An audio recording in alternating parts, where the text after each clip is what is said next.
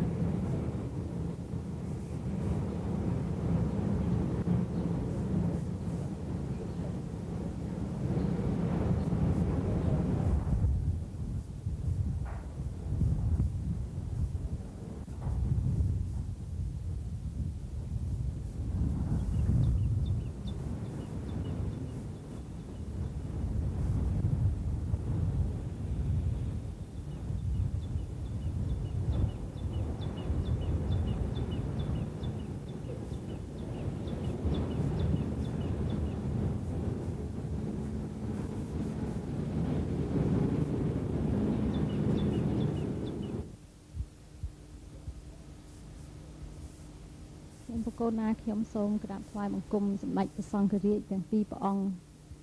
ព្រមទាំងព្រះសង្ឃគ្រប់ព្រះអង្គទាំងអស់និងគោរពបងប្អូនជនរួមជាតិជាទីស្នេហាទាំងអស់ថ្ងៃនេះសម្ដេចឪលោកព្រះរាជបញ្ជាឲ្យខ្ញុំបកូនណាខ្ញុំថតវត្ថុអនុស្សាវរីយ៍ដែលប្រមុខរដ្ឋទាំងអស់ដែលគេបានមកទស្សនានៅក្នុងប្រទេសកម្ពុជាយើងក្នុងពេលប៉ុន្មានខែមុននេះហើយដែលព្រះអង្គលោកសពរាជហត្ថីថាដង្វាយទាំងប៉ុន្មានហ្នឹងឲ្យយកមកដាក់ក្នុងសារមន្ទីរព្រះសីហនុនេះដើម្បីទុកទេជូនជាតិទាំងអស់ជាសម្បត្តិរបស់រដ្ឋរបស់ជាតិរបស់ប្រជាជនយើងលោកឥតមានទុកអ្វីផ្ទាល់ព្រះអង្គទេហេតុនេះថ្ងៃនេះខ្ញុំកណាខ្ញុំសូមឧទ្ទិសនាមថ្វាយនឹងជូនអំពីដង្វាយដែលជាអនុស្សាវរីយ៍របស់ហ្លួងរបស់ប្រមុខរដ្ឋនិងអិសរាជជនបរទេសធំទាំងឡាយដែលគេបានយកមកថ្វាយក្នុងប៉ុន្មានខែចុងឆ្នាំ96និងដើមឆ្នាំ97នេះសូមព្រះអង្គលោកតាមចាំទតនិងអញ្ជើញមើលតាមនឹងខ្ញុំបកូនណាខ្ញុំនឹងឧទ្ទិសនាមថ្វាយនឹងជូនសូមអរគុណគឺជាដង្វាយរបស់លោកប្រធានាធិបតីប្រទេសមីយ៉ាន់ម៉ាដែលគេថ្វាយព្រះអង្គកាលអញ្ជើញមកពីខែកញ្ញាឆ្នាំ96មានរូបតាប់ឡូនឹងហើយខាងក្រោមនេះទៀតមានខាសប្រាក់មានប្រអប់ប្រាក់ដែលគេថ្វាយកណ្ណានឹងគេឲ្យខ្ញុំបកូនណាហើយប្រអប់ចម្លាក់របស់គេនឹងកណាត់នៃត្បាញកណាត់សូត្រត្បាញនៅប្រទេសគេនិងព្រះអង្គសម្ដេចឪលោកផ្ទេរជូនរដ្ឋទាំងអស់ជាសម្បត្តិរបស់រដ្ឋរបស់ប្រជាជនកម្ពុជា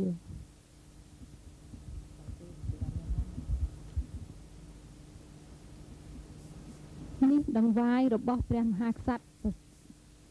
ព្រះរាជាណាចក្រម៉ាឡេស៊ីថ្វាយប្រកាសដំណើរនឹងឲ្យខ្ញុំបកូនណាខ្ញុំនេះរបស់លួងម៉ាឡេស៊ីលោកថ្វាយប្រកាសដំណើរយើងហើយនេះព្រះរាជអគ្គមហេសីម៉ាឡេស៊ីលោកប្រទានមកខ្ញុំបកូនណាខ្ញុំសូមផ្ទេរទៅជូនជាតិដែរសិតតែមាសទាំងអស់ប្រាក់និងមាសកាសៀវនេះក៏អញ្ចឹងដែរធ្វើពីប្រាក់ហើយឆ្នំមាសនេះជា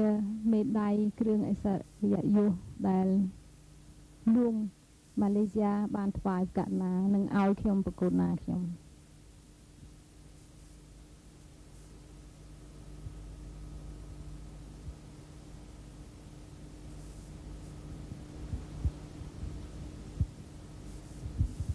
នេះគឺលោកប្រធានាធិបតីស៊ូហាតូនៃប្រទេសឥណ្ឌូនេស៊ី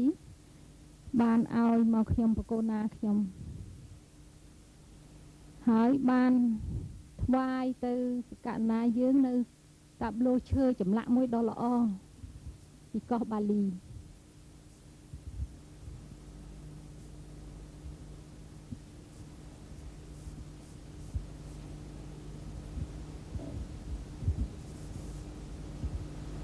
នេះគឺដង្វាយរបស់លោកប្រធានាធិបតីប្រទេសស្វីសថ្វាយប្រកាសណាជានាឡិកាមាសនៅប្រទេសស្វីសព្រោះប្រទេសស្វីសគេល្បីខាងឯធ្វើនាឡិកាឥឡូវព្រះអង្គលោកផ្ទេរជូនជាតិទៀត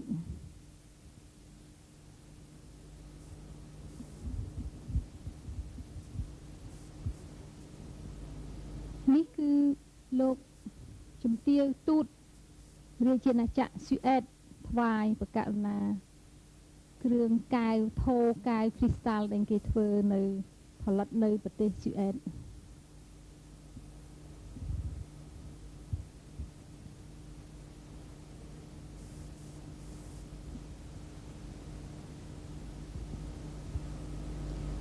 នេះវត្ថុពីរនេះគឺលោករដ្ឋមន្ត្រីប្រទេសហ្វាឡង់ប្រទេសហ្វាឡង់ថ្វាយនឹងក៏សិតតែរបស់ផលិតនៅប្រទេសគេដែរ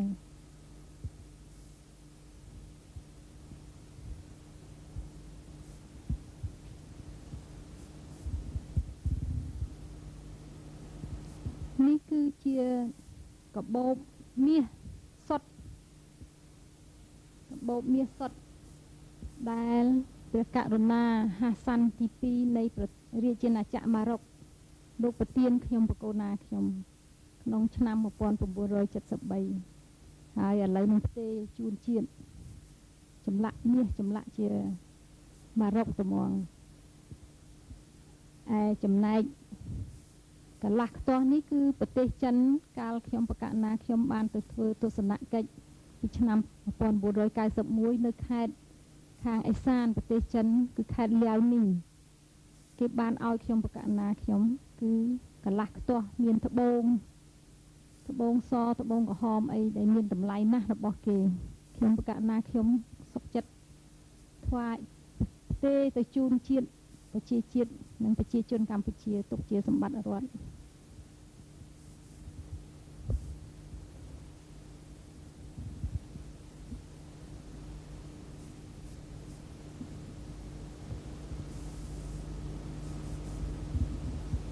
នេះគឺ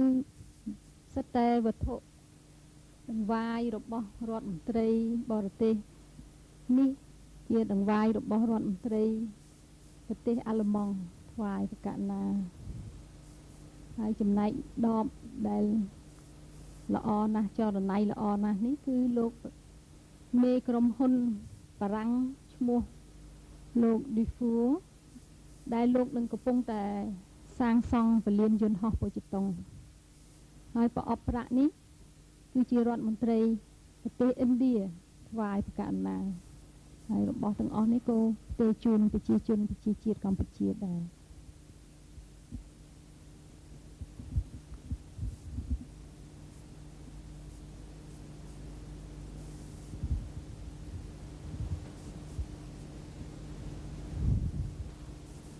ផើងដ៏ល្អនេះគឺលោកសេនាប្រមុខគីមចុងអ៊ីលនៃសាធារណរដ្ឋជាមានិតជាធិបតីកូរ៉េថ្វាយប្រកាសណាយើងជាថ្លើមថ្មដ៏ល្អពិសេសនៅក្នុងប្រទេសគេហើយកាលណាលោកសព្វហត្ថទេជូនបងប្អូនកូនចៅប្រជាជនជាជាតិកម្ពុជា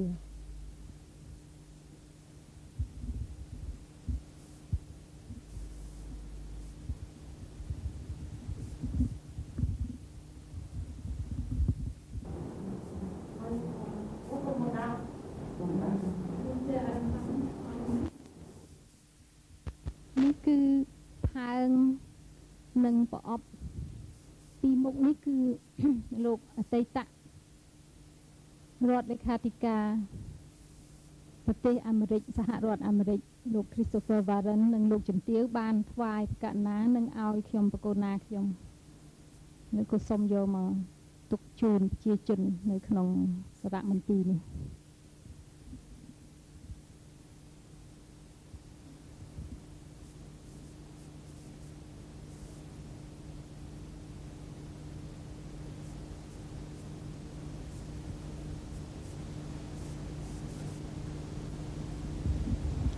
ជាមេដៃបារាំងសេះលោកប្រធានាធិបតីបារាំងសេះលោករៈជារៈឲ្យខ្ញុំបកូនណាខ្ញុំ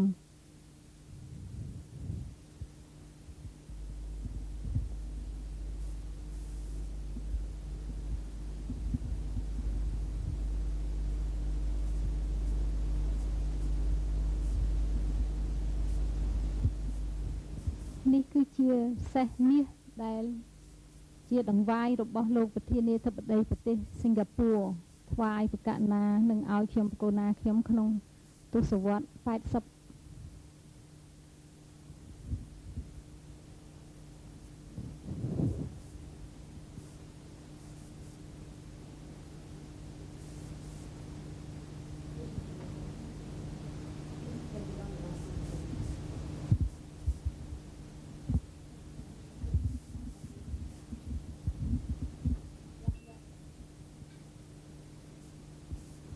នេះគឺជាដង្វាយរបស់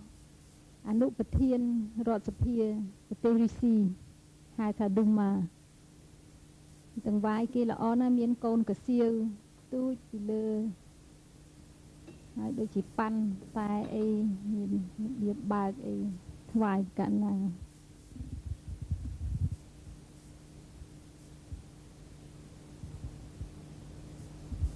នេះផើងដ៏ល្អនេះគឺលោករដ្ឋមន្ត្រីប្រទេសឥណ្ឌាថ្វាយប្រកាសណាមានក្បាច់ក្បូរគេល្អណាស់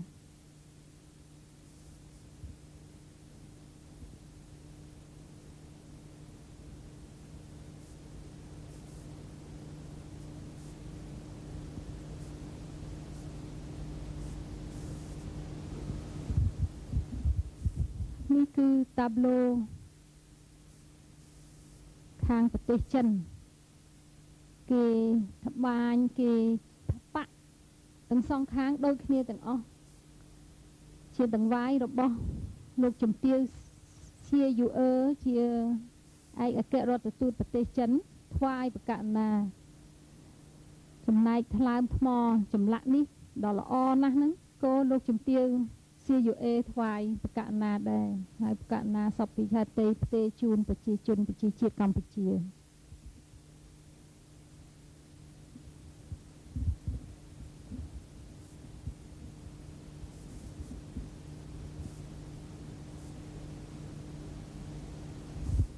នេះគឺជាដង្វាយរបស់គណៈប្រតិភូនៃគណៈកម្មាធិការកណ្ដាលគណៈបកកុម្មុយនីសចិនគេអញ្ជើញមកធ្វើទស្សនកិច្ចនៅប្រទេសយើងហើយគេបានយកដង្វាយនេះមកថ្វាយប្រកាសណាជាតាប្លូប៉ាក់ដែរហើយទាំងសងខាងដូចគ្នាចម្លាក់ដូចគ្នាអញ្ចឹងហើយដើមស្រល់និងសត្វកុកនេះជានិមិត្តរូបជនអាយុយឺនយូរ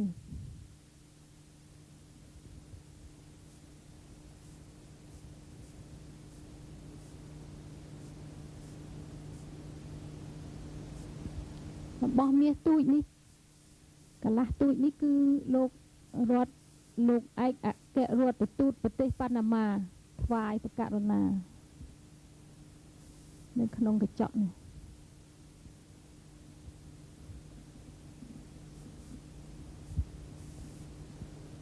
ផើងប្រាក់គ្រីស្តាល់និងប្រាក់នេះគឺលោក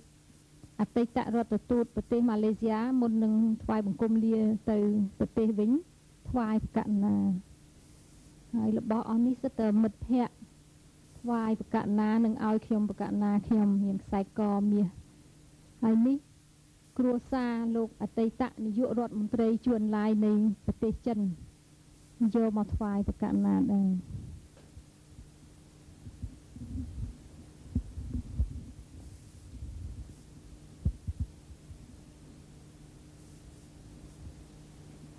រូបល្ខោនដែលធ្វើអំពីវគ្គ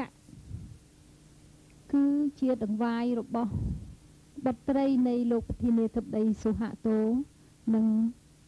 គ្រួសារគេបានថ្វាយប្រកាសណានឹងឲ្យខ្ញុំប្រគុណណាខ្ញុំដង្វាយនេះជារូបបុរាណរទេះបុរាណថ្វាយដោយកូនប្រុសនៃលោកប្រធានតេងសៅពីងប្រទេសចិនប្រជាមានិត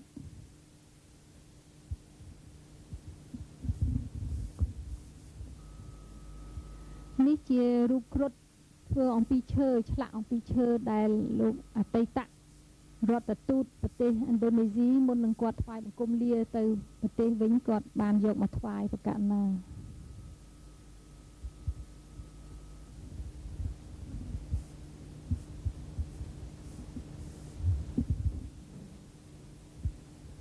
ផើងបុរាណមកគូនេះជាដង្វាយរបស់លោករបស់ឯកឧត្តមលីរុយហ៊ុននៃប្រទេសចិនប្រជាមានិតគាត់ជាប្រធានសភាជាន់ខ្ពស់នៅក្នុងប្រទេសចិន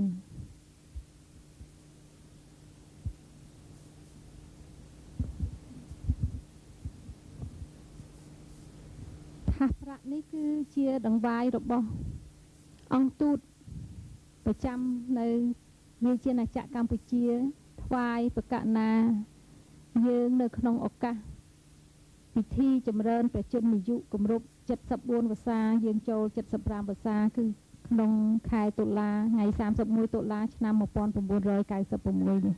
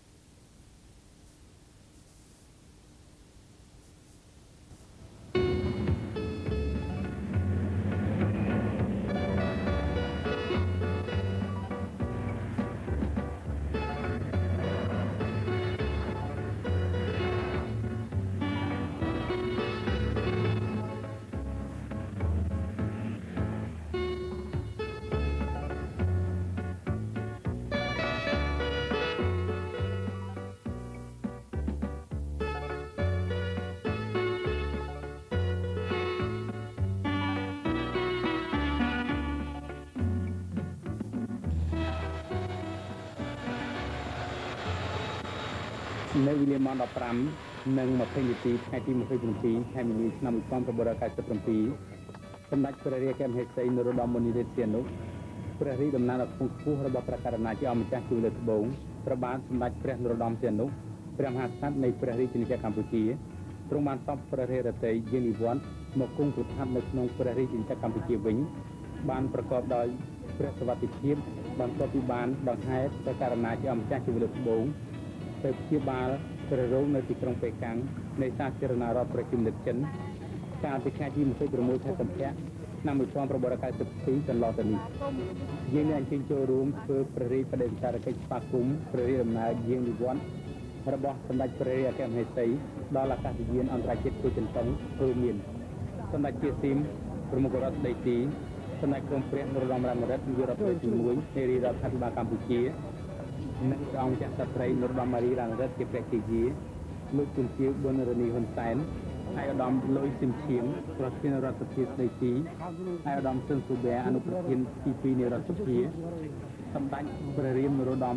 ពុផាទេវីទីប្រឹក្សាអមរាជរដ្ឋាភិបាលទទួលបន្ទុកការងារវប្បធម៌និងវិចិត្រសិល្បៈសម្ដេចហេងសំរិនសម្ដេចបវរសេដ្ឋាសឿនសានសម្ដេចកែវសែនកុសលឯកឧត្តមជាសុតឧត្តមទីប្រឹក្សាព្រះមហាក្សត្រ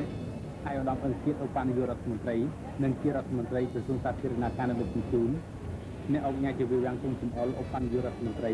និងជារដ្ឋមន្ត្រីព្រះបរមរាជវាំងព្រមទាំងឯកឧត្តមលោកជំទាវជាសមាជិកសមាជិកានៃរដ្ឋាភិបាលរដ្ឋសភា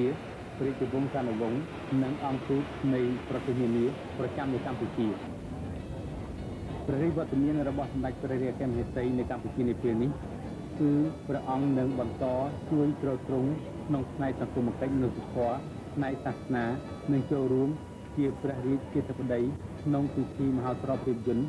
ដែលប្រព្រឹត្តទៅនៅថ្ងៃទី 29 ខែមីនារហូតដល់ថ្ងៃទី 5 ខែមេសាខាងមុខនេះ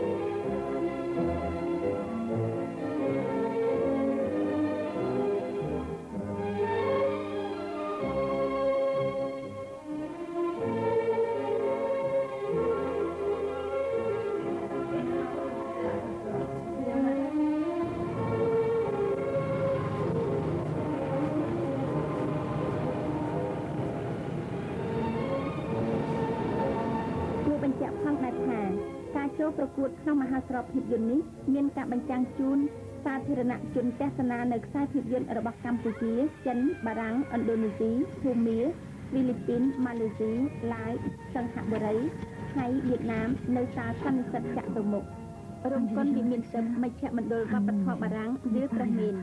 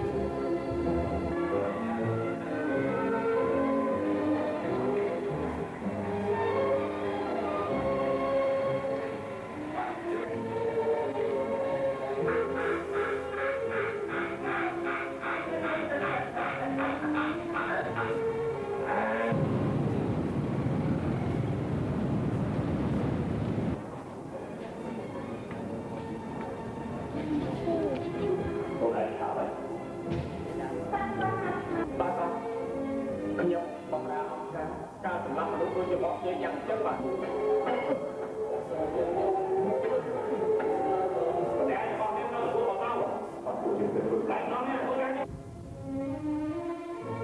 នៅវេលាម៉ោង 18 ថ្ងៃទី 30 ខែមីនា ឆ្នាំ 1997 នេះនាព្រះទីនាំងទេវាវិនិច្ឆ័យព្រះបរមរាជវាំងសម្ដេចព្រះរាជអគ្គមហេសីនរោត្តម មុនិនាថ សីហនុ ព្រះរាជតំណាងដ៏ខ្ពង់ខ្ពស់របស់ព្រះករុណាជាអម្ចាស់ជីវលើកត្បូងព្រះអង្គបានសព្វព្រះរាជហឫទ័យស្ដេចយាងជាព្រះរាជាធិបតីភាពក្នុងព្រះរាជពិធីបើកមហោស្រពភាពយន្ត2ឆ្នាំម្ដងនិងការតាំងពិព័រណ៍រូបថតអាស៊ីអាគ្នេយ៍លើកទី1ក្រោមព្រះរាជឧបត្ថម្ភដ៏ថ្លៃថ្លារបស់ព្រះករុណាជាអម្ចាស់ជីវលើកត្បូងព្រះបាទសម្ដេចព្រះនរោត្តម សីហនុនិងសម្ដេចព្រះរាជអគ្គមហេសីជាទីគោរពសក្ការៈនៃយើងនឹងអញ្ជើញចូលរួមជាកិត្តិយសនៅក្នុងឱកាសនោះដែរមានសម្ដេចព្រះរាមនរោត្តម បុប្ផាទេវីទីប្រឹក្សាអមរាជរដ្ឋាភិបាលទទួលបន្ទុកការងារវប្បធម៌និងវិចិត្រសិល្បៈព្រះអង្គម្ចាស់ក្សត្រីនរោត្តម ម៉ារីរ៉ានរិទ្ធលោកជំទាវ បូរនី ហ៊ុនសែនព្រះអង្គម្ចាស់រាជបុត្រីព្រះអនុជនរោត្តម អរុណរស្មីអ្នកអង្គញាជវាវាំងគុំសំអល់ឧបនាយករដ្ឋមន្ត្រីនិងជារដ្ឋមន្ត្រីព្រះបរមរាជវាំងព្រមទាំងព្រះអង្គម្ចាស់ឯកឧត្តមលោកជំទាវនិងមន្ត្រីអ្នកមុខអ្នកការព្រះរាជពិធីបើកមហោស្រពភាពយន្តនេះគឺបង្ហាញពីសមាជភាពរបស់អ្នកដឹកនាំភាពយន្តដ៏ល្បីល្បាញអ្នកវិចិត្រករអ្នកនិពន្ធអ្នកជួយជ្រោមជ្រែងដល់មហោស្រពរបស់កម្ពុជានិងបណ្ដាប្រទេសដែលបានចូលរួមប្រកួតប្រជែងក្នុងមហោស្រពនេះផងដែរ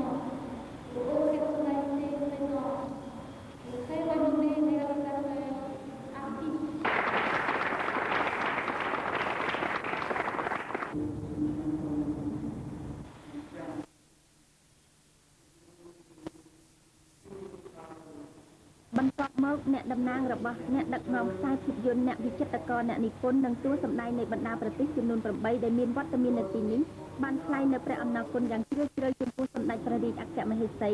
ដែលព្រះអង្គបានសពព្រះរាជហឫទ័យរៀបចំឡើងនៅព្រះរាជពិធីទទួលបដិសណ្ឋារកិច្ចស្វាគមន៍និងការបើកមហោស្រពភាពយន្តបានប្រព្រឹត្តទៅក្នុងសភាពដ៏មហោឡារិកនេះ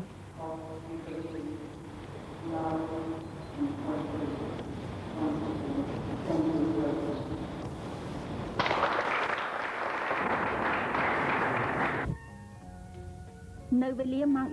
19:45 នាទីថ្ងៃទី30 ខែមីនាឆ្នាំ 1997 មានរៀបចំឡើងនៅការបញ្ចាំងខ្សែភាពយន្តដើម្បីប្រោសព្រះរាជទានដល់ភ្ញៀវជាតិនិងប្រិយមិត្តបរទេសបានទស្សនាកម្សាន្តនិងជាកិច្ចចាប់ផ្ដើមនៃការបើកមហោស្រពភាពយន្ត2ឆ្នាំម្ដងនិងការតាំងពិព័រណ៍រូបថតអាស៊ីអាគ្នេយ៍លើកទី1ដោយបានប្រព្រឹត្តទៅនៅក្នុងព្រះទីនាំងភោជនីព្រះបរមរាជវាំងចំពោះខ្សែភាពយន្តដែលបានលើកយកមកបញ្ចាំងនៅក្នុងរាត្រី10ប្រការនេះមានចំណងជើងថាខ្សាត់ថតកុនរបស់លោក Frédéric Mitterrand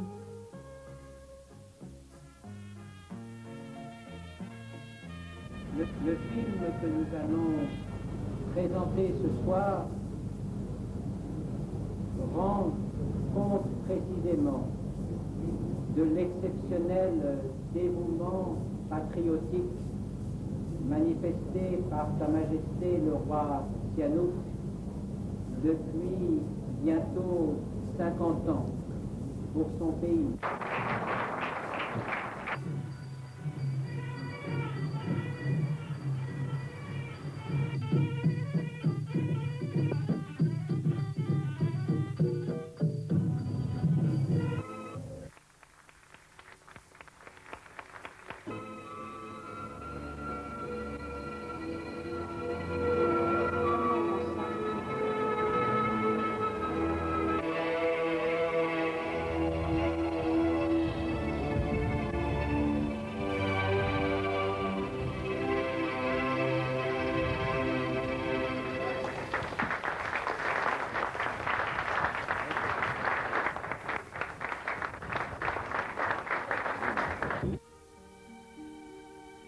បន្ទាប់ពីការបញ្ចាំងនៅខ្សែភាពយន្តទាំងពីររឿងបានចាប់សពគ្រប់រួចមកនៅក្នុងរាត្រីដដែលនេះដែរសម្ដេចព្រះរាជអគ្គមហេសីទ្រង់បានសពព្រះរាជហឫទ័យរៀបចំឡើងនៅព្រះរាជពិធីលៀងសាយភោជមួយយ៉ាងអធិកអធមនៅក្នុងឧទ្យានព្រះបរមរាជវាំងដើម្បីព្រះរាជទានជាមហាកិត្តិយសចំពោះអ្នកដឹកនាំខ្សែភាពយន្តអ្នកវិចិត្រករផលិតករតួសម្ដែងនិងតំណាងប្រទេសនីមួយៗដែលបានចូលរួមក្នុងឱកាសបើកមហោស្រពនេះសម្ដេចព្រះអង្គម្ចាស់ឯកឧត្តមលោកជំទាវនិងមន្ត្រីអ្នកមុខអ្នកការក៏បានចូលរួមនៅក្នុងព្រះរាជពិធីនេះផងដែរព្រះរាជពិធីលៀងសាយភោជមានកិត្តិយសដ៏ខ្ពង់ខ្ពស់ដោយបានក្រុមអ្នកចម្រៀងនិងបទភ្លេងនៃក្រុមតន្ត្រីសម្លេងស្រាលនិងក្រុមភ្លេងប្រពៃណីរបស់សាកលវិទ្យាល័យភូមិន្ទវិចិត្រសិល្បៈបានសម្ដែងថ្វាយនិងកំដរជូនរហូតដល់រំលងអធ្រាត្រព្រះរាជពិធីបានប្រព្រឹត្តទៅក្នុងបរិយាកាសដ៏ស្និទ្ធស្នាលដែលនាំមកនូវការផ្លាស់ប្ដូរបទពិសោធន៍ជាពិសេសបានធ្វើឲ្យមហោស្រពដែលជាទិវាពហុសហប្រតិបត្តិការវប្បធម៌លើកទី1និងទទួលបាននូវលទ្ធផលដ៏ត្រចះត្រចង់ជាពុំខាន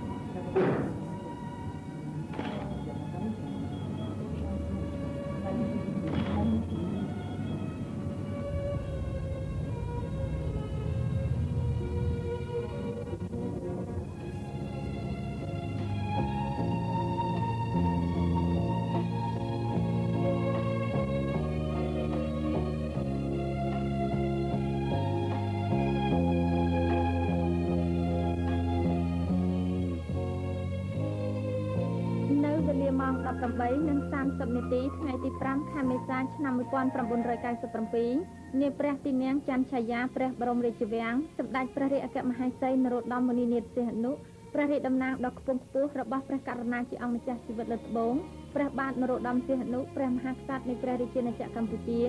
ព្រះអង្គបានចាប់ព្រះរាជហឫទ័យស្ដេចយាងជាព្រះរាជាធិបតីភាពដ៏ខ្ពង់ខ្ពស់នៅក្នុងពិធីបិទមហោស្រពភាពយន្ត2ឆ្នាំម្ដងនិងការតាំងពិព័រណ៍រូបថតលើកទី1អាស៊ីអាគ្នេយ៍បន្ទាប់ពីបានដំណើរការប្រកបដោយជោគជ័យក្នុងរយៈពេលជាង1សប្ដាហ៍ចាប់ពីថ្ងៃទី29ខែមីនារហូតដល់ថ្ងៃទី5ខែមេសាឆ្នាំ1997កន្លងមកនោះយាងនឹងអញ្ជើញចូលរួមជាកិត្តិយសនៅក្នុងពិធីនោះដែរមានសម្ដេចក្រមព្រះនរោត្តមរណរដ្ឋនាយករដ្ឋមន្ត្រីទី1នៃរាជរដ្ឋាភិបាលកម្ពុជានិងព្រះអង្គម្ចាស់ក្សត្រីនរោត្តមម៉ារីរណរដ្ឋជាព្រះជាយាលោកជំទាវ ប៊ុនរ៉ានីហ៊ុនសែនសម្ដេចព្រះរាមនរោត្តមបុប្ផាទេវីទីប្រឹក្សាអមរាជរដ្ឋាភិបាលទទួលបន្ទុកការងារវប្បធម៌និងវិចិត្រសិល្បៈព្រះអង្គម្ចាស់រាជបុត្រីព្រះអនុជនរោត្តមអរុណរស្មីអ្នកអង្គញាជាវាំងគង់សំអល់អបនាយករដ្ឋមន្ត្រីនិងជារដ្ឋមន្ត្រីព្រះបរមរាជវាំងព្រមទាំងអង្គទូតនៃបណ្ដាប្រទេសនានាប្រចាំនៅកម្ពុជា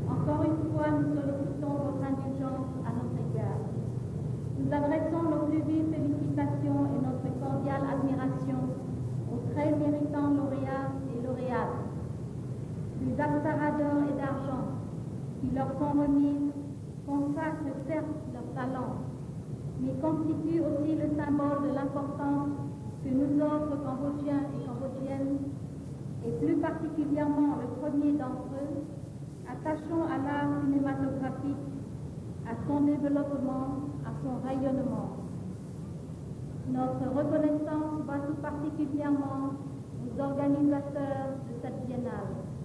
La passion qui les anime est, nous le savons, à la mesure de l'affection qu'ils portent,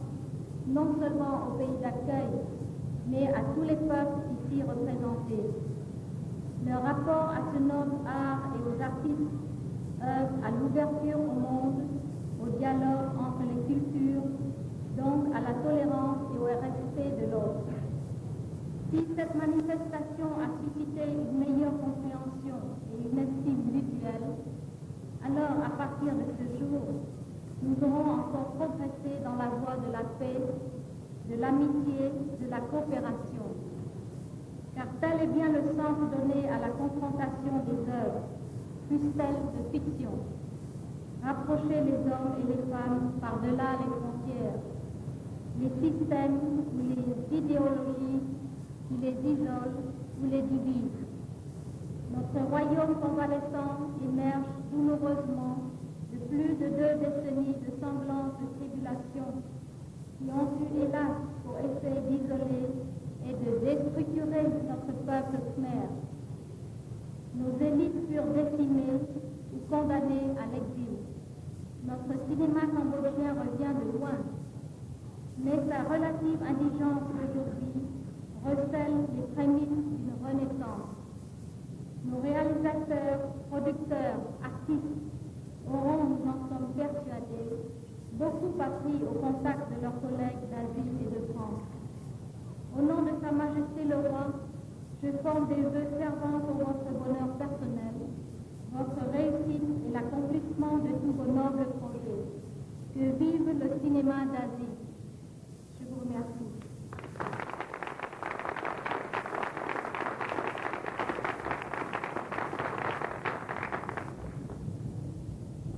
Your Majesty, His Monuments of the Kingdom of Cambodia, distinguished ladies and gentlemen and friends, let me first and foremost, on behalf of all my colleagues on the jury, express to you, Your Majesty, and the organizers, my gratitude and appreciation for a wonderful festival. And we want to say, Your Majesty, that when I spoke here a week ago, although few of us expected the cinema to be such high caliber and prominent. In many ways, therefore, Your Majesty, the festival has been a festival of delightful discoveries and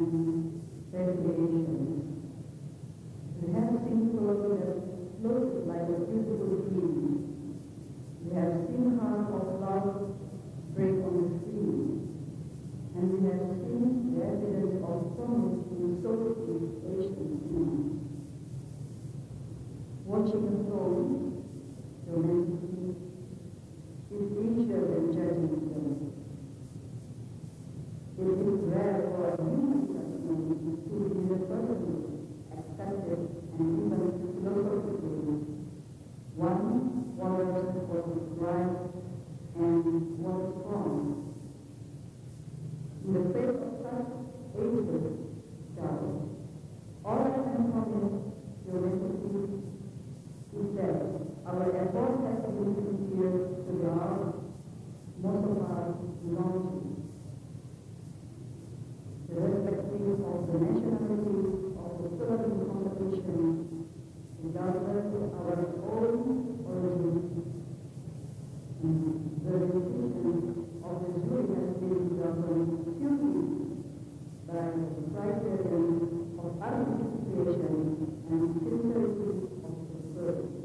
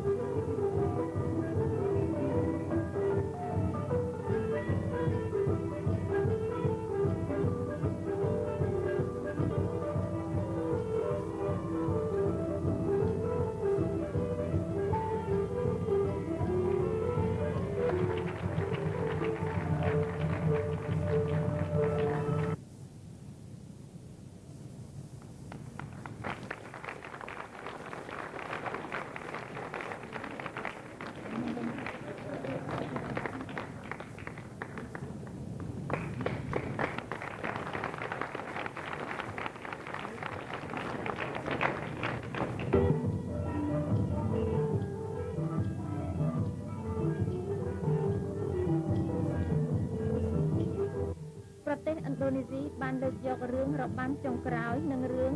ហើយព្រះច័ន្ទក៏រះប្រទេសឡាវក៏បានលើកយករឿងឈូកក្រហមប្រទេសម៉ាឡេស៊ីមានរឿងជនបង្កអគ្គិភ័យនិងរឿងអាម៉ុកប្រទេសហ្វីលីពីនមានរឿងម៉ូឡាណៃនិងឡាហាប្រទេសសិង្ហបុរីរឿងអ្នកលក់គុយទាវប្រទេសថៃរឿងគួរឲ្យស្ដាយណាស់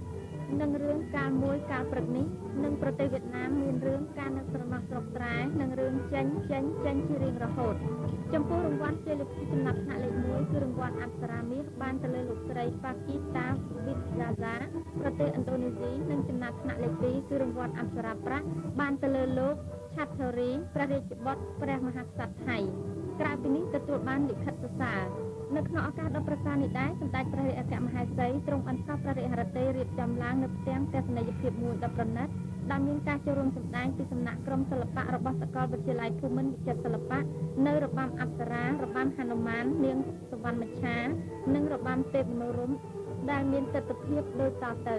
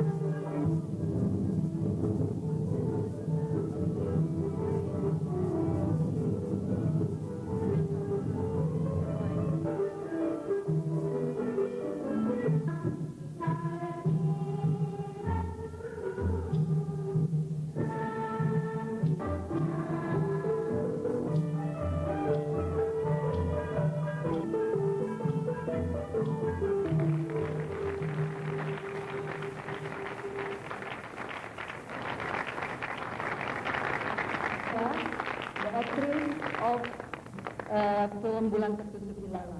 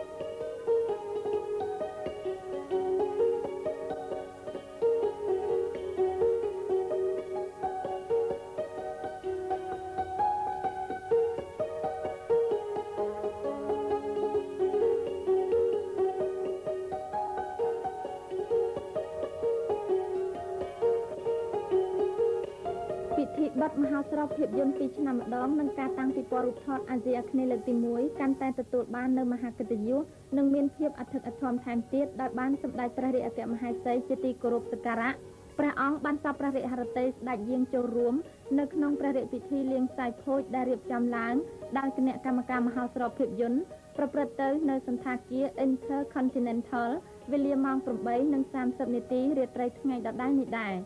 គួរបញ្ជាក់ទៀតថាជោគជ័យនៃមហោស្រពភាពយន្តដ៏មានសារៈសំខាន់នេះគឺមានកិច្ចដំណើរការក្រោមព្រះរាជឧបត្ថម្ភយ៉ាងធំធេងរបស់ព្រះករុណាជាអង្គម្ចាស់ជីវិតលើត្បូងព្រះមហាក្សត្រកម្ពុជា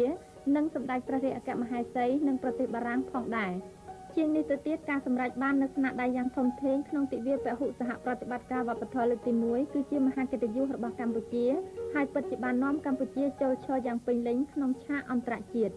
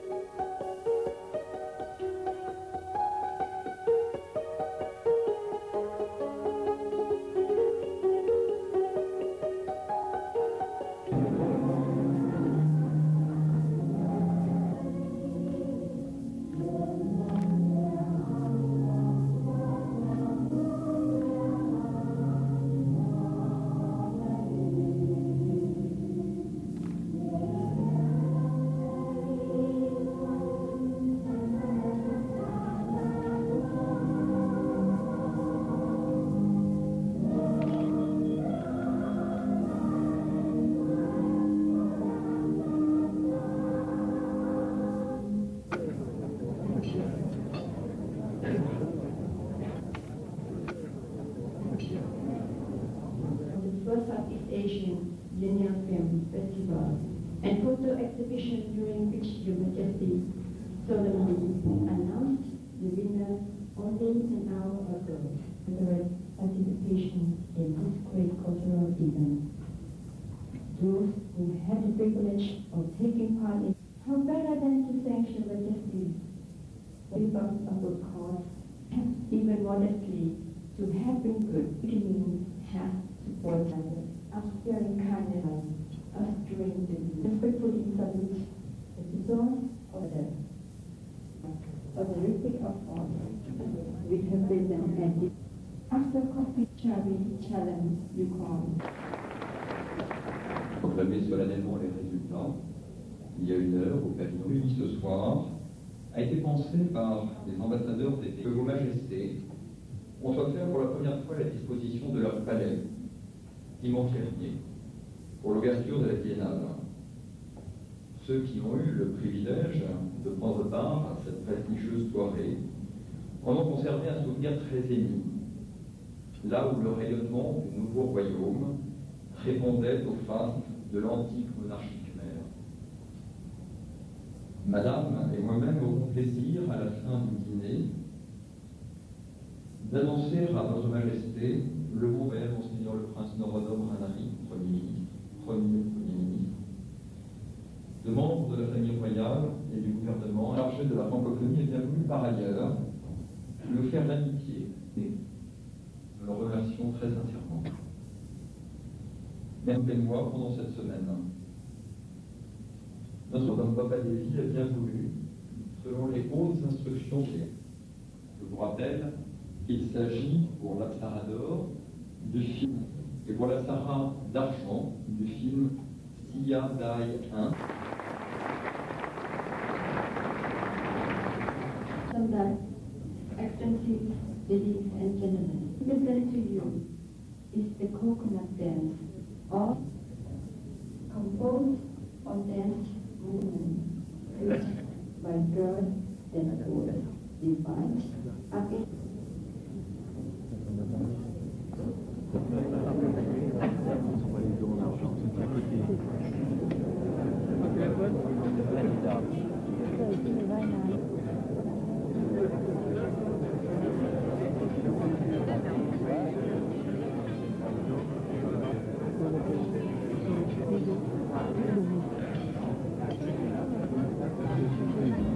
he don't have a cat. He's so organized that he's in charge.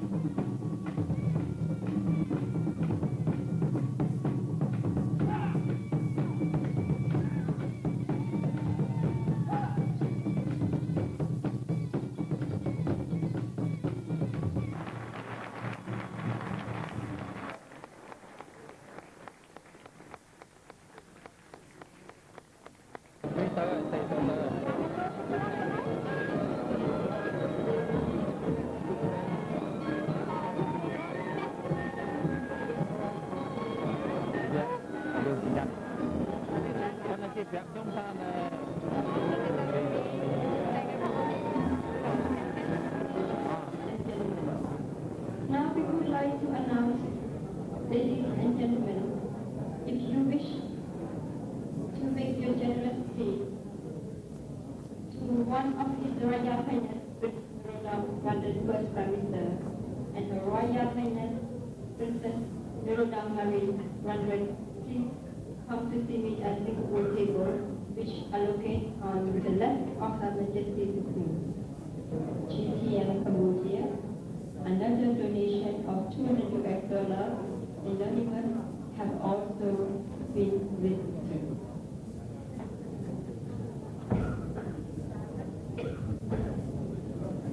Et nous agréable d'annoncer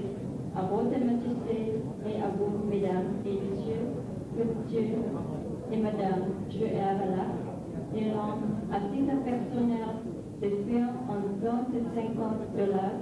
qui s'ajoutant à un don de $1000 de la société concessionnaire de l'aéroport et un autre don de 7 And now, last but not least.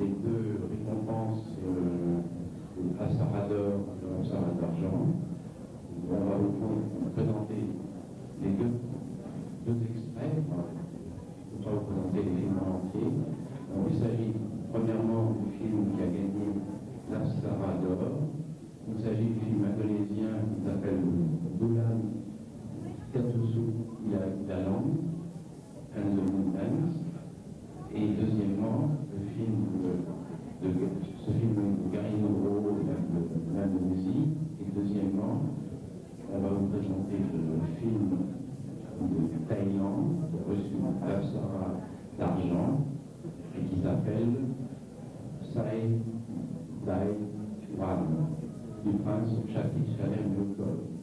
Vous souhaite une bonne projection.